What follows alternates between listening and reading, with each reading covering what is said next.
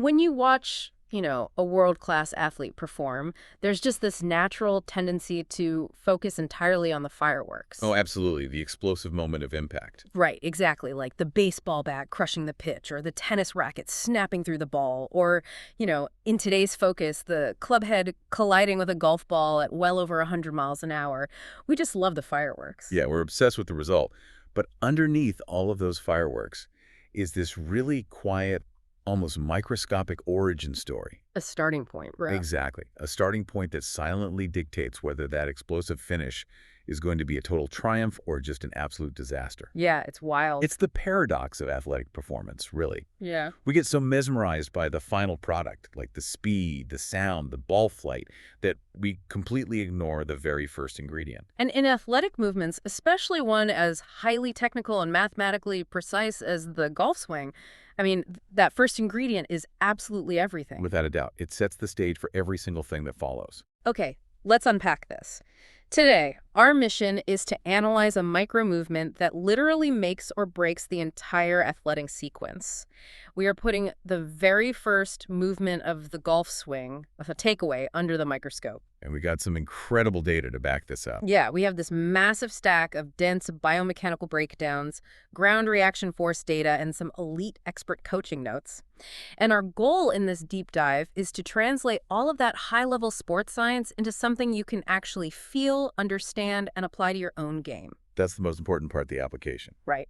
So why does this specific, seemingly tiny movement, the very first inch of the swing, dictate the entire athletic sequence? Well, it dictates the sequence because the takeaway shouldn't ever be treated as a separate, isolated hand or arm action. It's not just a piece of the puzzle, it's the frame. Airframe, yeah, I like that. The first movement you make away from the ball sets the initial parameters for your entire kinetic chain. It completely influences the position of your hands, the movement of your arms, how the mass of the club is organized, and, critically, the relationship between your upper and lower body for the rest of the swing. Oh, it's everything. It really is. Because the human brain is incredibly adept at recognizing when an object is out of balance.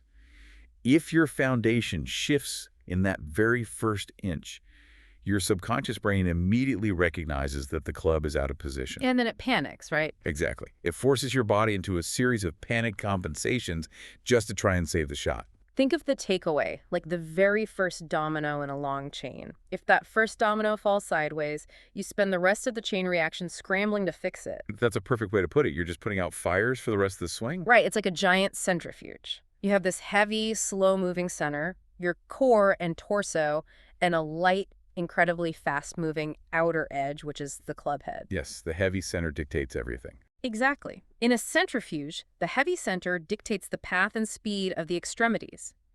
If the center is stable and moving correctly, the outer edge flies on a perfect, predictable arc. But if the arms try to act independently of that heavy center right from the start, the whole machine just loses its structural integrity. That is a phenomenal way to visualize the mechanics. Because, the swing happens in fractions of a second. You don't have time to think. Literally zero. You do not have the conscious processing time to rebuild the centrifuge mid-swing. Once that first movement is initiated, you are locked into a physiological cascade. Your body has to respond to whatever momentum, whatever center of gravity and directional force was established in that first split second. So from a pure sports science and physiological standpoint, what is the correct mechanism here? Like, how does the center actually move the extremities without the hands just taking over? So to understand the correct mechanism, we really have to look deep into the biomechanics of connection, and that actually starts from the ground up. The ground, really, not the hands. Definitely not the hands. The correct sequence is highly specific, and it relies on ground reaction forces initiating a chain reaction. It begins with subtle pressure shifts in the feet. Okay, pressure shifts in the feet. Right.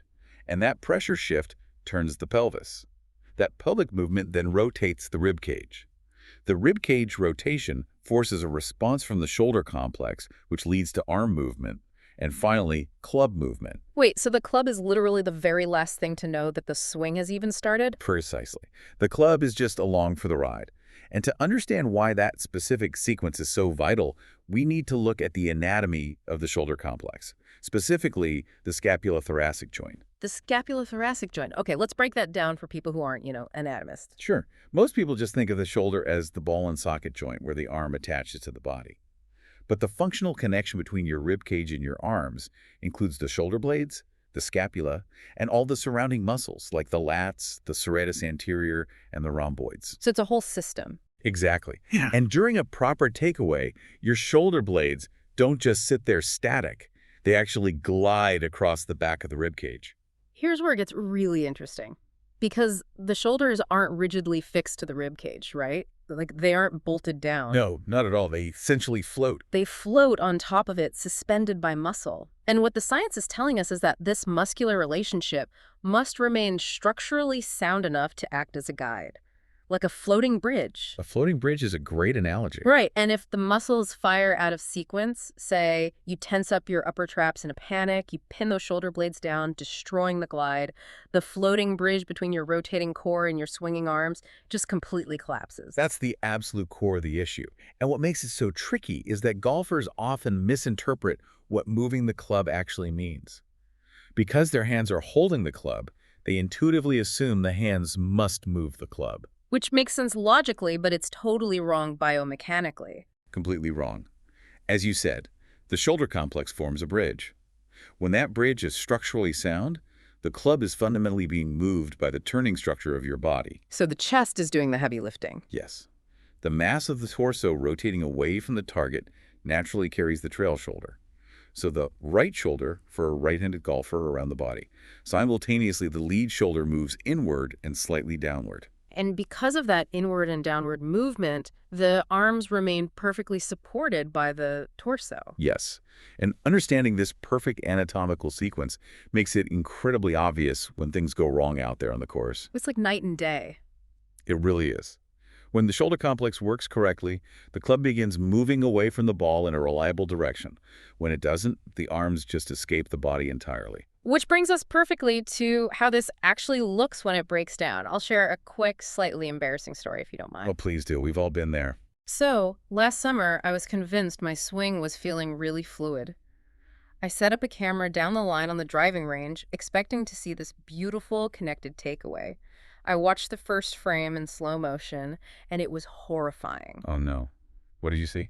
My chest hadn't moved a single millimeter, but my hands had already jerked the club like a foot away from my body. Yeah. It's what the coaches in our sources call the early separation problem, and it is just rampant. It is arguably the single most common flaw in the takeaway among amateur golfers. And your experience on the range perfectly highlights the illusion of feel versus real. It felt so right in the moment. They always do. But instead of allowing the pressure in the feet and the rotation of the rib cage to initiate the movement, your brain panics. Golfers feel this overwhelming need to manually drag the club head back along the target line. Right, there's this visual illusion in golf that you need to take the club straight back, linearly. You look at the target line and think, I must trace this line backward. Exactly. But the swing is a circle. When you try to push your hands straight back, you immediately break that structural connection. It's like a steering wheel snapping off the steering column. Your arms suddenly lose all their structural support from the chassis, which is the torso. You're just holding a detached steering wheel at that point. What's fascinating here is the anatomy of that specific mistake. When you reach straight back, you immediately pull the trail shoulder backward, entirely independently of the rib cage. So the right shoulder for a righty. Right. You excessively retract that trail shoulder blade, firing all the wrong muscles. The lats disengage, the arms take over, and suddenly the hands are shoved way away from the body. And when that structural support vanishes, the body instinctively panics. Because your brain knows the heavy center of mass of the club is now completely out of position. Which triggers a massive chain reaction of compensations. Yeah, because your arms are trying to do all the work without the chassis supporting them. The club head usually moves way too far outside or violently rips inside the intended path. There's no consistency. And this raises a really important question about cause and effect. The outward movement of the hands is really just a symptom. The deeper, more insidious issue is the loss of anatomical guidance. Because you've lost the bridge. Exactly. Because you disconnected early, you completely alter your hand depth and your swing width. Your backswing gets really narrow. And the club face usually rotates open unpredictably because the forearms have to roll just to support the weight of the club. And now the golfer is stuck. You're at the top of the swing, your arms are entirely disconnected from your torso, and you have, what, about a quarter of a second to figure out how to deliver the club face square to a stationary ball. Good luck with that, right? You leave yourself with no choice but to rely on elite-level hand-eye coordination just to make contact. You have to manufacture a way to steepen or shallow the club artificially on the way down? Yes, and that makes the swing motion incredibly complex. It makes it totally reliant on daily timing and almost impossible to repeat consistently. Under pressure, those compensations will always break down. So what does this all mean for you, the listener? I want to play devil's advocate here for a second, because if I hear that I need to keep my arms connected to my rib cage, my immediate instinct is to just pin my elbows to my sides. Right, the straitjacket approach. Exactly. I feel like if I do that, my swing is going to feel stiff, rigid, and completely unathletic. Am I just supposed to drag my arms back in a big block? That is the most common fear when golfers hear the word connection, and it's a very important coaching distinction to clarify. If you take anything away from this deep dive, let it be this. Connected does not mean rigid. It does not mean glued. Okay, because when I hear keep your arms connected, my brain immediately fires up my pectoral muscles and I start squeezing everything together. And that tension destroys your club head speed. Yeah. You should never squeeze your arms aggressively against your rib cage or intentionally restrict the natural glide of your shoulder blades. Tension is the absolute enemy of a fluid kinetic chain. So what does connection actually mean then in a practical sense? Connection simply means coordinated movement. The arms remain related to the body and responsive to the body, but they aren't trapped against it. Ah, okay. So it's about maintaining a relationship, not creating a hostage situation. Exactly that. The shoulders glide around the rib cage, but they aren't pinned in place. The rib cage rotates, but it isn't dragging the arms in a stiff, blocky motion. The muscles stay supple enough to allow that scapulothoracic glide we talked about earlier. Got it. And this brings us to a central coaching principle found across all our sports science sources. The golden rule of the takeaway is connection first, separation second.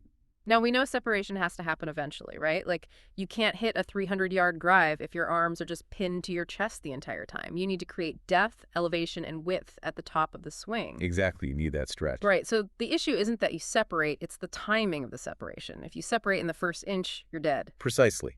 Natural separation is entirely necessary for a powerful athletic swing, but it must happen much later in the sequence. When does it happen?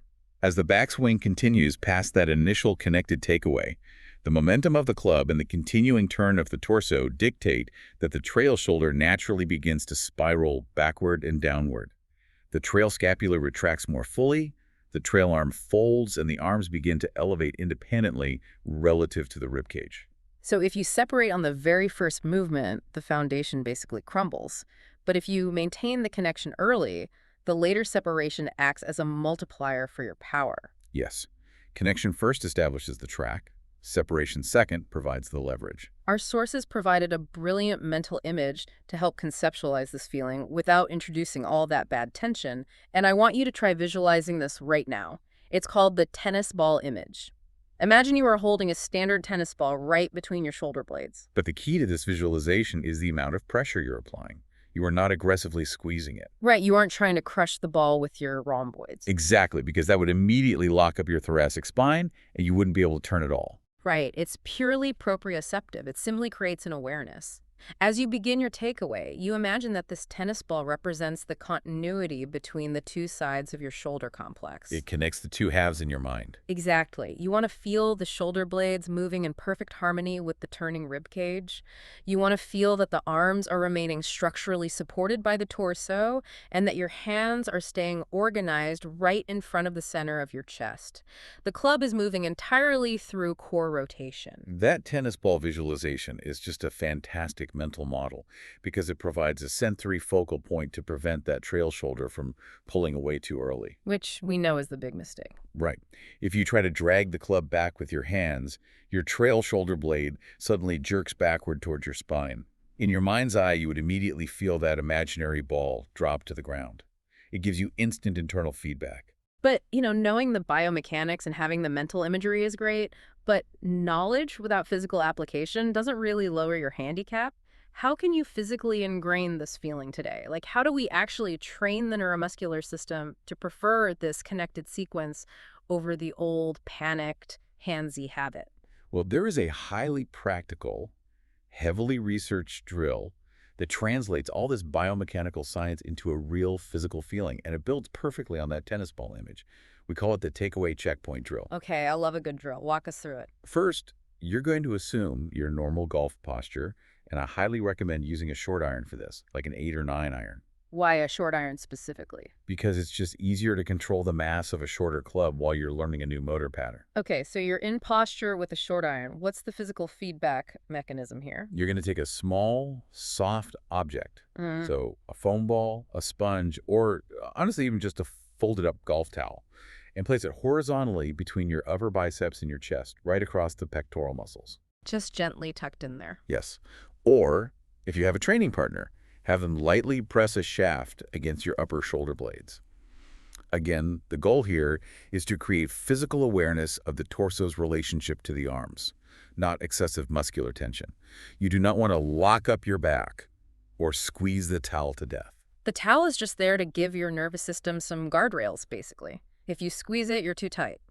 But if it falls immediately, you've disconnected. Exactly. It's an awareness tool. Yeah. Now, you begin the takeaway, but you do it incredibly slowly, very deliberately. So no rushing. No rushing at all. Initiate the movement by feeling the pressure shift in your feet and allowing the rib cage and the shoulders to turn together. Keep the arms soft, but connected to that turning movement. Just let your hands travel naturally with a rotation of your chest. And how far back are we taking the club in this drill? Because we aren't making full swings yet, right? No full swings. Right. You're going to stop the motion when the shaft of the club is approximately parallel to the ground. That is your absolute checkpoint. Okay, so you turn slowly and you stop at parallel. You hold that pose. What exactly are you looking for here? What are the physical checkpoints to know if the biomechanics are actually correct? We have 4 specific checkpoints to evaluate at this parallel position. First, look at your hands relative to your chest. Have they moved excessively outward, away from your body? Right. If they're reaching way out toward the balling, you've disconnected and lost that centrifuge effect we talked about. Precisely. Second, check your trail shoulder. Has it pulled away backward independently, or is it still responding in harmony with the turn of your torso? It's checking the structural bridge. Did the bridge collapse or is it still intact? Exactly. Is the bridge still there? Third, check the club face itself. Because you didn't have to roll your forearms to compensate for a bad path, the leading edge of the club face should roughly match the angle of your spine. So no wildly open or closed club face. Right. And finally, evaluate the internal feeling. Did the movement feel rotational, driven by the heavy center of your core and rib cage, or did it feel light, quick, and entirely hand-driven? I love how simple and isolating this drill is. You're taking out all the momentum and forcing the brain to focus strictly on that very first phase of the swing. But, this takes time to overwrite old motor patterns. How should someone program this drill into their actual practice sessions? The scientific prescription for motor learning here relies on repetition and gradual scaling. When you're at the range, before you hit a single ball, perform 2 to 3 sets of 8 to 10 very slow repetitions of this drill. So just the takeaway motion. Yes. Stop at parallel, check your 4 positions, and reset. Do not hit a ball yet. Once your nervous system has a real feel for the connected movement, you can transition into making short swings. Short swings at what speed? Hitting balls at about 50% of your normal speed. But you are intentionally maintaining that exact same early connection before naturally accelerating through. It's amazing how isolating such a small movement can just rewire the entire feeling of a golf swing.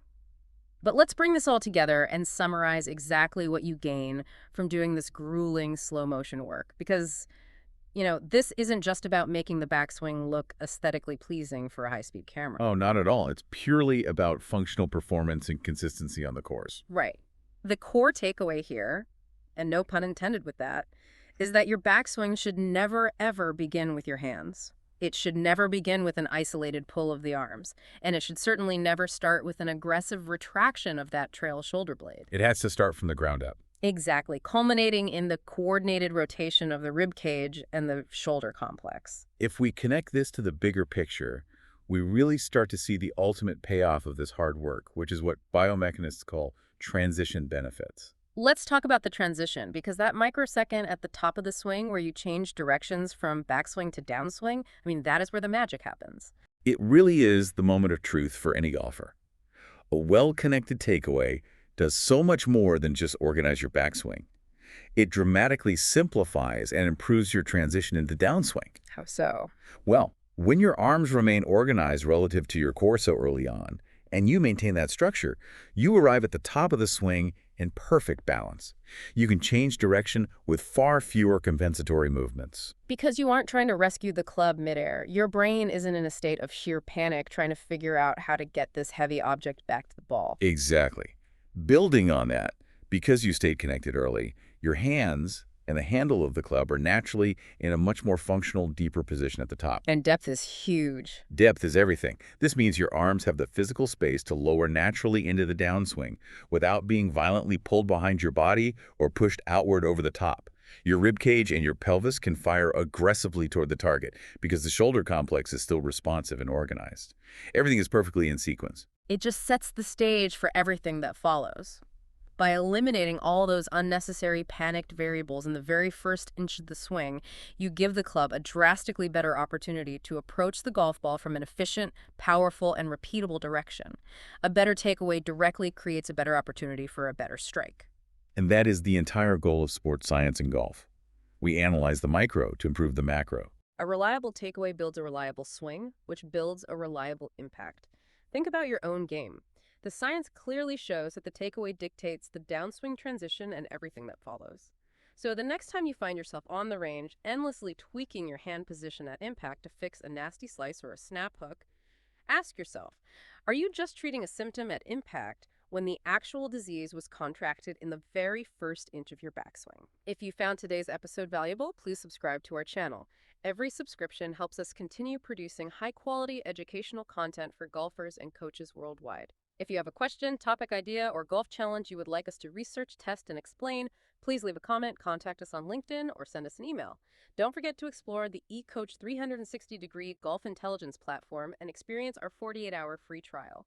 You can also join our 30-day golf biomechanics, kinematics, ground reaction forces, and club kinematic certification program to deepen your understanding of golf performance. It truly is always about building from the ground up.